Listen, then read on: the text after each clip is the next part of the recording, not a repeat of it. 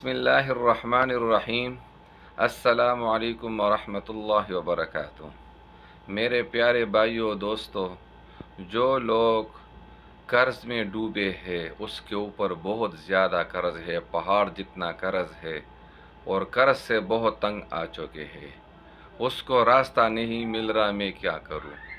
اس کے لیے ایک بہترین ایک مجرب وظیفہ ہے۔ آپ نے یہ روز وظیفہ شروع کرنا ہے، انشاءاللہ آپ کے اوپر جتنا بھی پہاڑ جتنا قرض کیوں نہ ہو وہ ختم ہو جائے گا۔ بہت آسان وظیفہ ہے۔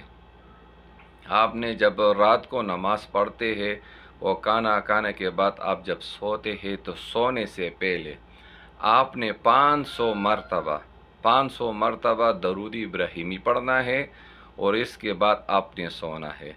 آپ نے مسلسل کم سے کم 10 12 دن 15 دن 40 دن تک یہ وظیفہ کرو، انشاءاللہ آپ کے اوپر جتنا بھی پہاڑ جتنا قرض کیوں نہ ہو وہ ختم ہو جائے گا۔